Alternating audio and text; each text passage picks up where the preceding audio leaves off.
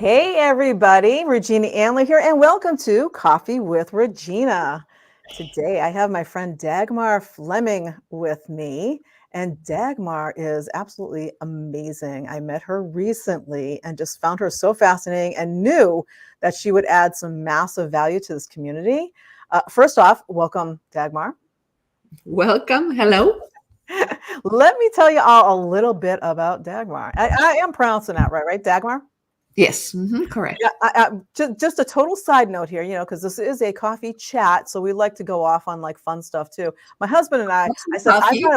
I have a husband coming. I said, I have a woman coming on my coffee with Regina. Her name is Dagmar. I said, I love that name. That is the coolest name ever. And he says to me, he goes, I knew a Dagmar a long time ago. I said, really? I said, I've never heard that name before, and it's a cool name. So, so let me tell you a little bit about Dagmar. She is the founder of Unlock Your Success, and she seamlessly integrates her vast expertise in international business management with the transformative power of energy healing practices. Her innovative triple quantum reset modality helps entrepreneurs overcome unconscious mental and emotional hurdles so they can achieve the breakthroughs they need to unlock their innate potential. Oh my gosh, that is absolutely amazing. There's so much we could talk about here. And she's also a three-time best-selling author, a media fixture, and she's been featured in the Los Angeles Tribune, Thriving Women TV, Global Business Network, the Think and Grow Rich Institute Summit. My gosh, she's been everywhere. Her mentorship in the Athena Circle, an exclusive community for women leaders, she empowers executives and entrepreneurs there to thrive by integrating personal, professional, and spiritual growth. Wow, that's a lot. And it's amazing. So, welcome and thank you so much for joining me here today. Well, thank you for having me. I'm super excited about our conversation. Now, first off, you've got this really cool accent. Where are you from? Yes, I am a one and only proud Poltex because I live in Texas and I'm originally from Poland. There you go. So central time zone. Is that correct? Yes, it is. Yes. Okay. I always get confused with time zones around here. Now, Dagmar, I know I'm on your email list and you have like an absolutely amazing email list and send out these amazing pieces of value-based content. And I saw one recently that I think would really hit home with our audience here. And it was all about self-sabotage.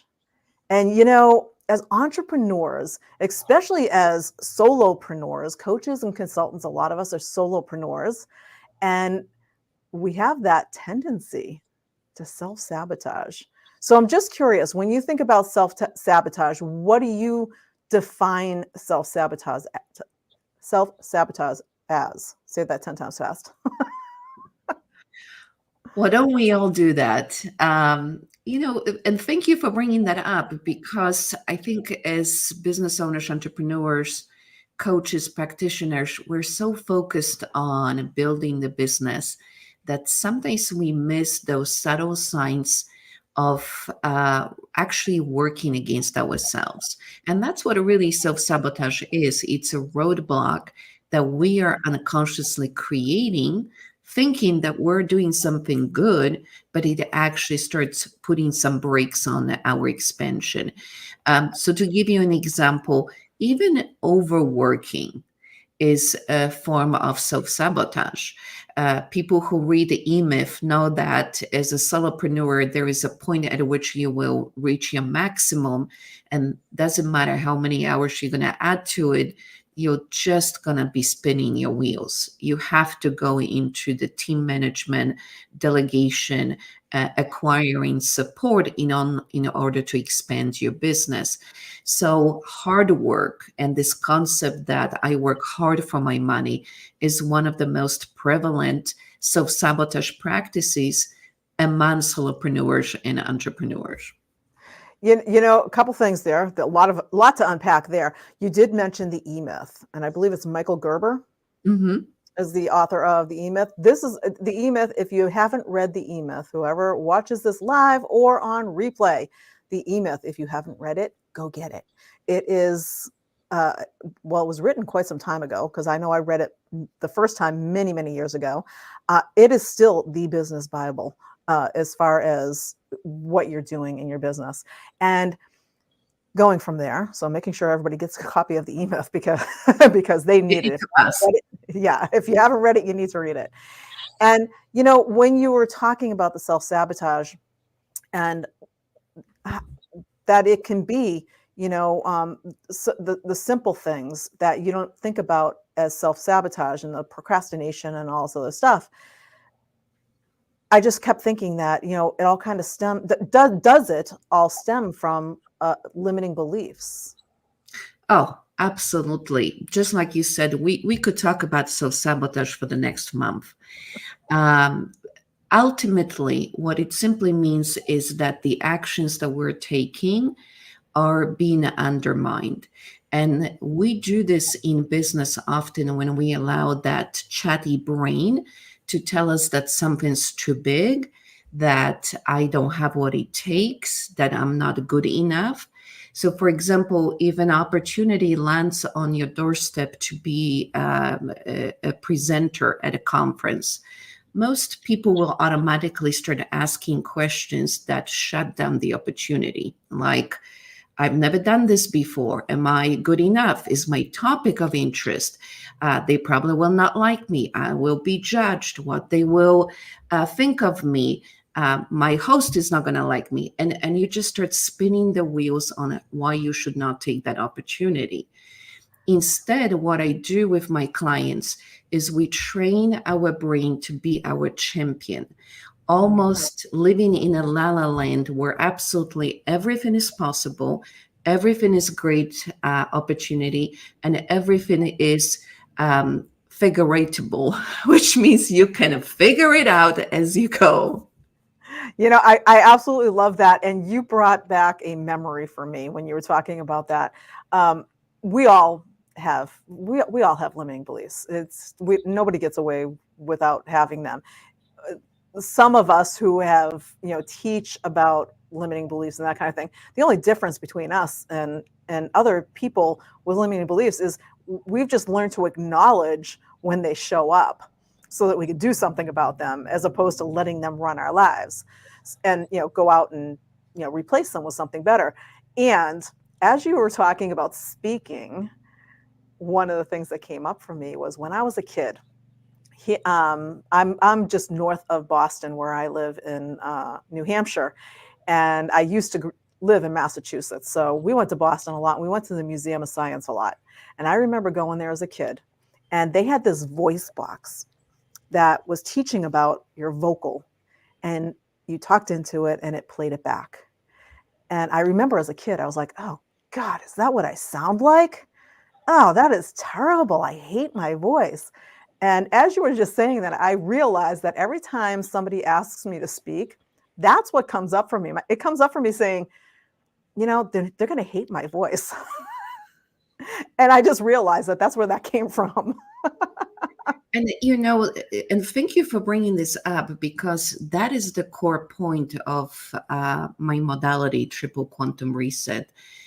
People rarely realize that what's going through our mind today was actually encoded in us years ago, decades ago, all the way into our childhood, when some small experience that seemed maybe insignificant from the perspective of our mature days actually keeps reverberating. So what happens is, when you listen to that voice of yours coming from the box, you exuded strong emotions. There was a little bit of shame, a little bit of fear, a little bit of guilt, uneasiness, anxiousness. And that energetic load gets locked into your body, locked into your mind, locked into your essence, and starts feeding your subconscious mind, saying, hey, don't speak up, because they will hear your voice.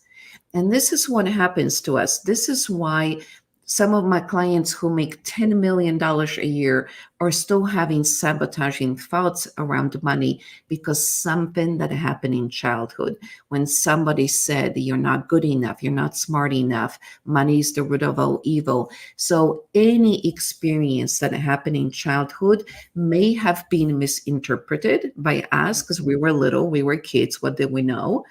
But unfortunately, we carry it with us into our mature years. And that's when we start putting some roadblocks and halting ourselves from expanding. And it's so, so true. Every time I recognize a limiting belief coming up, that's what I look for. I'm like, where did this come from? It was like, I know it's not. I already know it's not serving me anymore. So that part's there, and it's more of the okay. I want to get rid of it for good. So for me, I mean, different people do different things. Some people with limiting beliefs say, don't even bother figuring out where it came from. Just recognize it and replace it with something. It's not serving you anymore. Just get rid of it. For me, if I don't go back and figure out where it came from and then go, okay, now that I know where it came from, oh, yeah, and that was then, and that means nothing to me now. So I can absolutely let it go. It helps me release it. So I'm really kind of curious. Can you tell us, obviously we don't have tons of time and we're not doing a webinar here. Can you talk about the triple quantum reset and kind of like give us the Reader's Digest version of what it is and how it works? Absolutely, thank you. And I like what you brought up that some people will just look at the belief and say, "Yeah, why should I be holding on to it?" And the truth is, we all have delete button, right? Just because something was accepted by you in the past does not mean you have to keep holding on to that belief. But again, the other part of your point is that we do need to understand the root cause because our subconscious mind is being fed by something. Mhm. A lot of mindset experts say, yeah, just, throw some affirmation at yourself and you'll be good. Just keep telling yourself you're rich, you're smart, you're bold, and you'll become that person. Unfortunately, there is lack of cohesion between what you're feeding your subconscious and what your subconscious is believing about you. So let me give you an example. If you had let's say, growing up in a childhood where your parents always said, we need some sale items, we need to look for offers, we need to clip coupons, we can only eat rice and beans, that is a deeply encoded concept within you. Mhm. So just taking an affirmation that says, I'm a millionaire, is not going to fix that. There is a time for affirmation, but not yet, is what I'm going to say. And what triple quantum reset process does, it allows you to go under the subconscious mind into the realm of emotions, which are energy and emotion. And when we understand what happened many years ago that created limiting belief, then we can release all emotions attached to what happened. Emotions of fear, shame, guilt, sadness, hurt, anger. And only then, when you become neutral about the experience, just like you've become neutral about the voice box, the subconscious mind can say, okay, I think maybe I could let go of this concept because I'm no longer emotionally attached to the pain and drama and trauma of what occurred. So the triple quantum reset, um, in one sentence, is going to the root of it, going to the soil of the problem, and yanks you out of that toxic soil. So the roots of your mind can take all this affirmation, create new self-perception, and you have blossomed as a beautiful plant. I love that. That is, and that's such a great analogy to use the soil and the plant and the roots and all that. I love that. It's so cool. And when you were talking about it, it it it kind of like it resonated. And you really hit the nail on the head when it comes to the limiting belief itself, in that it's all based on emotion. So we get very attached to our limiting beliefs that we know are not serving us, and we know mentally we know they're not serving us, and yet we don't want to let them go because there's an emotional attachment. It might be, well, my mother or my father taught me this, and they said this is the way it works, and so if I let it go, I'm kind of dishonoring them. Can Yeah, you talk about that a little? Yeah. yeah, so there are two reasons we hold on to these beliefs, and I'm going to throw a third one from the brain perspective. Emotionally, there's a protection and a validation. And what that means is, let's say you were in kindergarten, you start to sing, and all the kids are making fun of you. And now you're sitting in a boardroom, or you go to client meetings, or you're trying to speak, and all you remember is those bullies, little tiny bullies that were laughing at you and made you feel less off, like you're not good enough, like you should not be in front of other people. So now the protective mechanism is to shy away from those opportunities. Because if you're not in front of other people, they cannot judge you, and therefore they cannot laugh at you.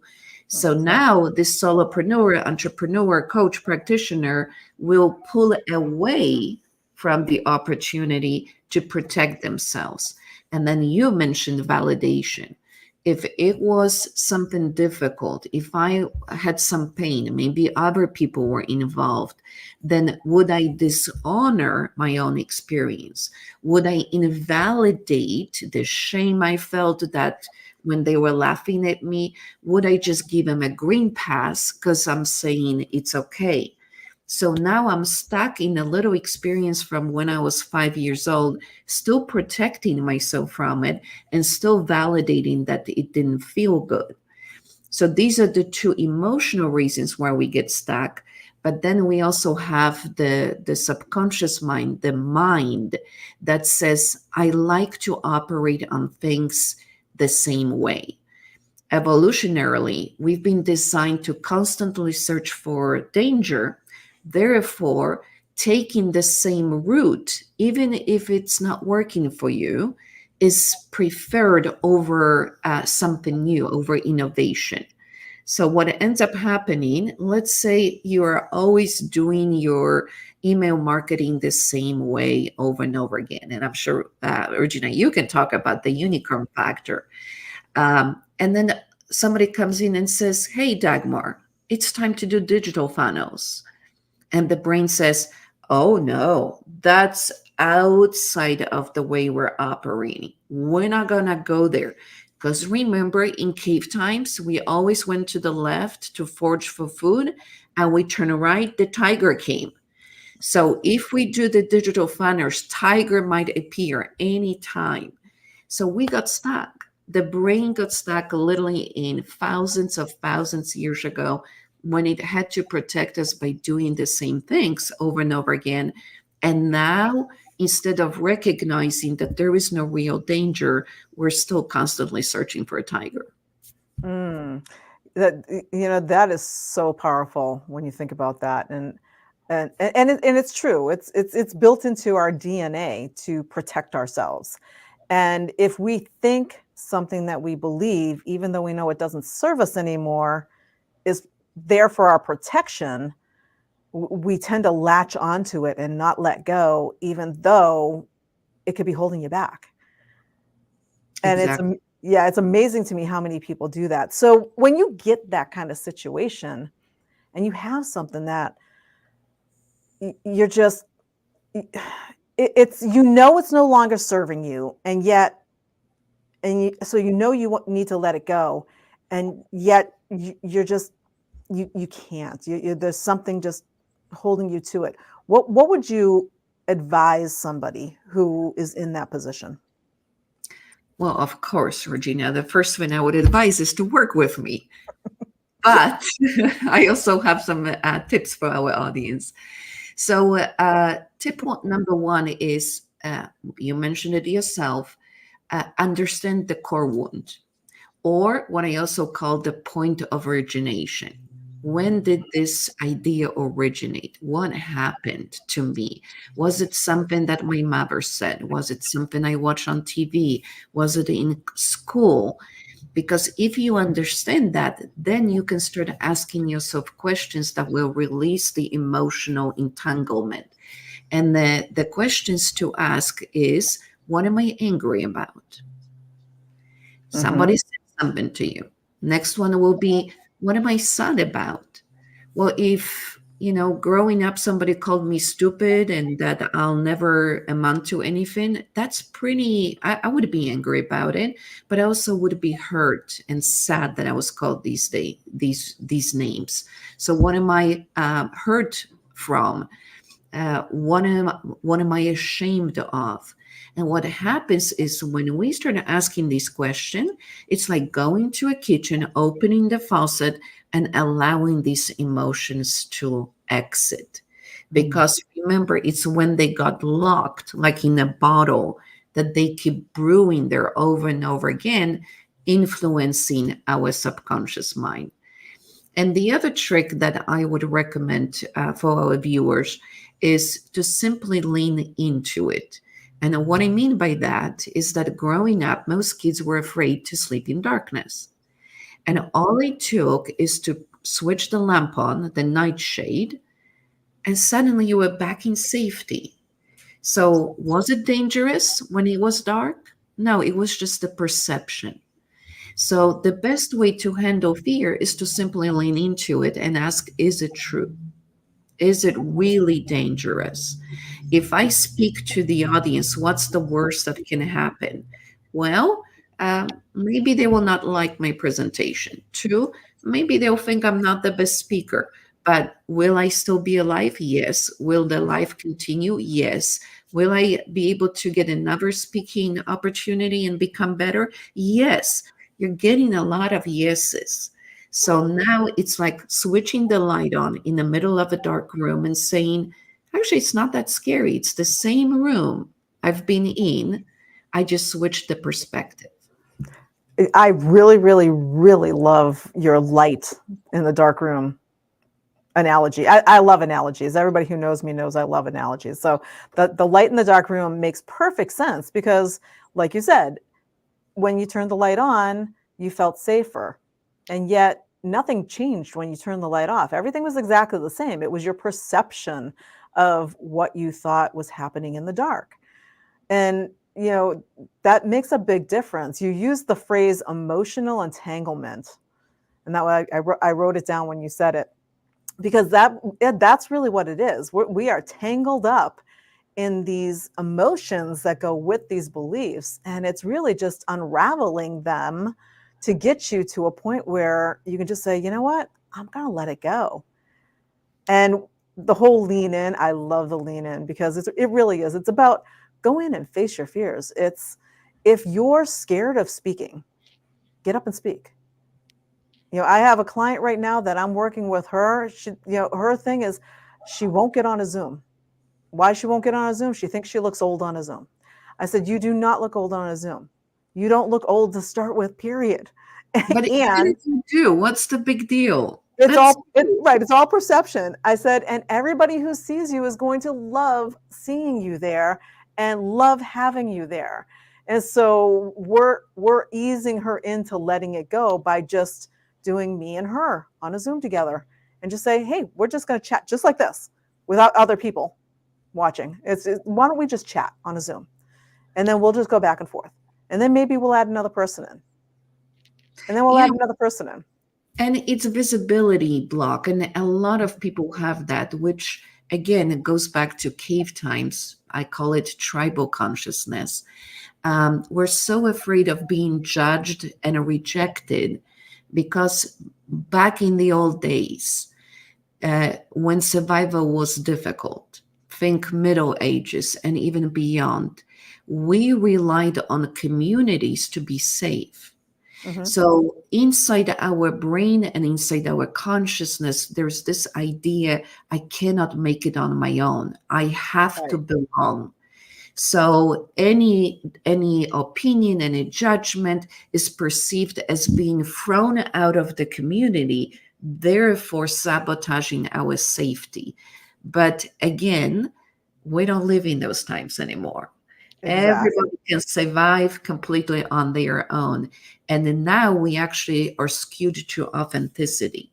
When you show up as you, with all your weaknesses and strength, with triumphs and defeats, people see you as a real you, and they say, you know what, I can have this conversation about unicorn, which by the way is an awesome factor, awesome method. So if you guys Thank haven't you. worked with Regina yet, what guys are you doing? And I love that you're standing in your authenticity, because now I can connect to you and I can be with you, and you don't have to be perfect. Right, right. And there's so many different limiting beliefs, and I know we're starting to get to our time. And so I want to bring up one really big limiting belief that so many people have. And because I know you have something to give away around this, it's that limiting belief about money. Oh Uh, my goodness, that's a good one, because I usually say it's not really about money; it's about self-worth, self-perception, the notion of how much you deserve, and all of it goes back to really our childhood upbringing and what we observed in our reality. So we have a lot to unpack there. Maybe another conversation. Well, it can definitely go into a big conversation, but as we're talking about limiting beliefs, I figured I'd bring that up because I know you have a really cool guide. I'm going to put this up on the screen, and for if you're watching this live, watching it on the replay, you don't have to remember all this. It'll all be in the comments right below this. And Dagmar has this free guide. It's called. I'm looking at the page right now. It's the 4 ways your brain is bankrupting your bank account without you even knowing it. So just give us the essence of what's in this. Well, I am not going to give you the essence of it because you need to go and get it. But essentially, working over the last few decades with my clients, I was able to pinpoint the 4 core beliefs around money that are the big kahuna, the ones that keep pulling you away from making the level of money that you desire. So it's a great beginning to get your journey to understand what's going on and why would I be pushing money away while I'm telling everyone that I want to make more. You know what? I've got your page up right now, and I am downloading your guide right now because I hadn't downloaded that before. And I'm looking into this, and this is absolutely awesome. So for all of you who are watching in here, you definitely want to go out and get this guide. It's going to be in the comments right below. So don't worry about, going, oh my gosh, I got to remember all that. You don't have to remember anything. Just click on the link below. And if you want to connect with Dagmar, really simple. DagmarFleming.com. She And has got it is on it too. So they can download from dagmarfleming.com. awesome. So you can go right to DagmarFleming.com and get it right there. And there's so much information that she has available. She is an expert at helping with this. So if your business, if you are using the words like I'm feeling overwhelmed, I keep procrastinating, I'm struggling, um, I just can't seem to get where I want to go.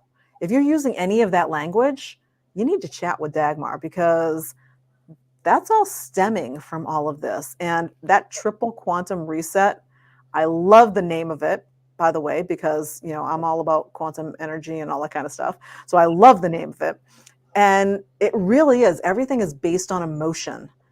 And I know that Dagmar can help you get deep into why it is that you're doing this so you can get rid of it for good.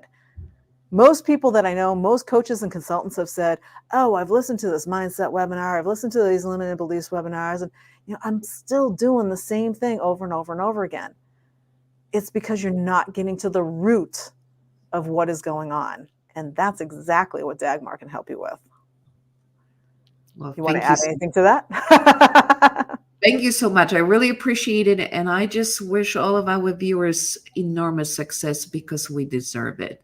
We're living in times when it's time for all of us to be fully expressed because there's so much work to do.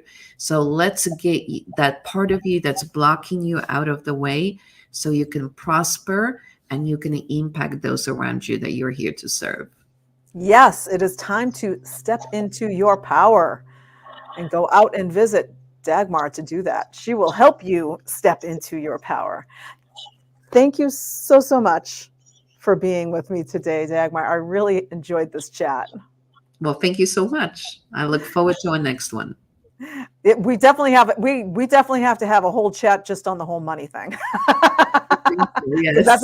that's a big one. I know we can go on for a long time on that one too. So thanks everybody for joining us. If you're live, put in hashtag live. If you're on the replay, put in hashtag replay. And we will see you next time on Coffee with Regina.